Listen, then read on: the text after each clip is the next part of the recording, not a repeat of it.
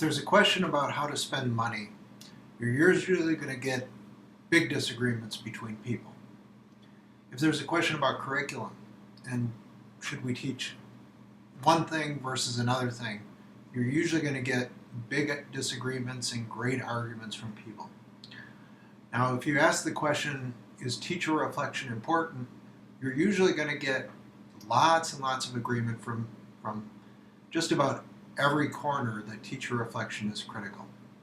How can it be that usually any time that something is important, there's disagreement, but when it comes to teacher reflection, everybody agrees?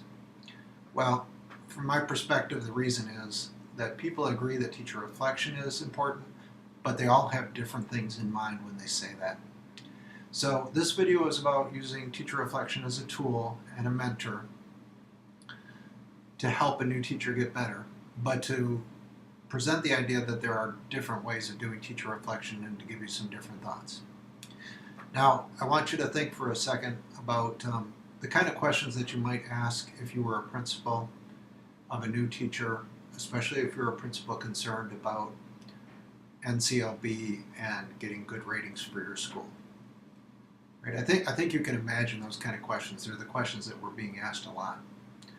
Now, I want you to completely change your way of thinking here for a second, a different scenario. Think of yourself as a new grandparent. Now, I don't want you to think about, how you're going to be the grandparent to your grandchild, but think about how your relationship is going to be to your children. In other words, how you're going to help them be a better parent. What kind of questions might you ask? What kind of advice might you give? And how might that be different than the scenario of the principal? Well, fortunately, I'm not a grandparent yet, but I kind of think, at least I hope, that when I get to that point and I'm giving my children advice, I'm going to have a little broader vision. I have the luxury of not really being responsible, but of potentially influencing in a very, very positive way something much bigger than the day-to-day kind of questions that a manager or a supervisor might be responsible for.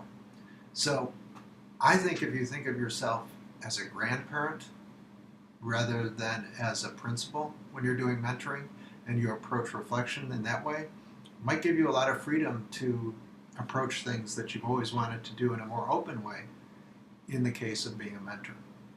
All right.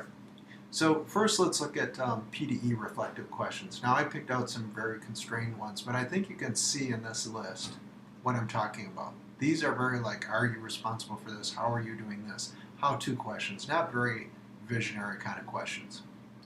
But the whole concept of teacher reflection came from John Dewey, and this is not what John Dewey was about. Just to give you a contrast to the kind of the vision, let me give you one of Dewey's main visionary statements about teaching and what he was aiming for, which is not exactly PVAS correlations.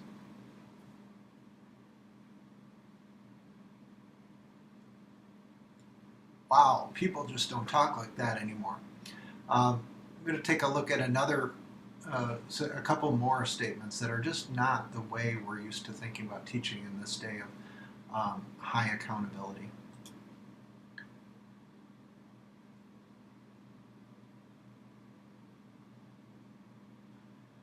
So how much do we talk about wild dreams and hopes? Well, as a grandparent, you can encourage that kind of thought. As a manager, maybe you would be less willing to do that. One more from Marie Montessori. Again, people just don't talk this way anymore. She says, our only book should be The Living Individual. She's really making to me a really big statement about teacher reflection. That if we're open to understanding our children, understanding the students that we work with, and we do so in an environment where the expression is more open and we can see how they really are, then we'll understand better how to be a teacher. So much of teaching happens in the flow, instant decisions. It's not the logical kind of questions that PDE is asking. And how do you make those decisions if you really don't understand your students well? But if you do understand your students well, you have a much better chance. So Montessori is saying, well, the source of teacher reflection is your students.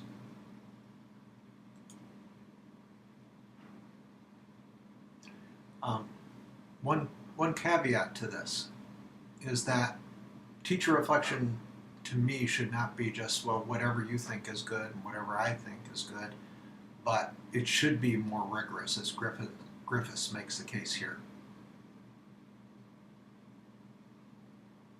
So when you're mentoring, I think it's fine to challenge ideas and ask for more evidence, but if you're doing it on things that really matter, you have a greater chance of making a lasting contribution. All right, let's get back to Dewey for a second. Now, one way of approaching reflection as a mentor is to have certain kind of questions you ask, and I'm going to present some of those approaches in a minute. But I think more fundamental is to develop certain habits, certain ways of thinking. And that's really what Dewey was about. So here are 4 dispositions that Dewey thinks are critical in order to do meaningful reflection.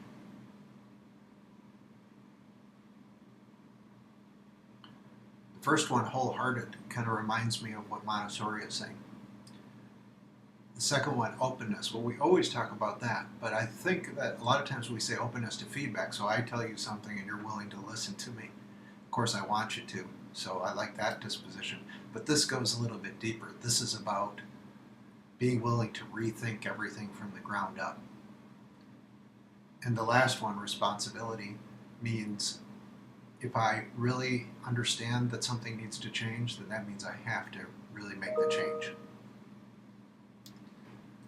All right, here's another way of doing reflection, that is, having certain questions that you always ask, and if you want to get at more fundamental issues and not just the basic how-to questions, here's a series of 4 questions that Smythe recommends. I like the second one, inform, what does it mean? A lot of times we do description and then we do evaluation, but we skip the step in between. It says, well, why are you doing this? What does it mean? What's the purpose of it? If you can get a new teacher to describe that, you might understand where they're coming from better and be able to give them a different way of thinking. Now, for this set of 4 questions, Smythe is actually trying to really challenge fundamental conceptions. So 3 and 4 are where he does that. Question 3, how did I come to be like this? Ask you to think about where your ideas came from. And once you understand where they came from, you might realize their limitation and realize, well, that's not the only way it has to be, which is what question 4 is about.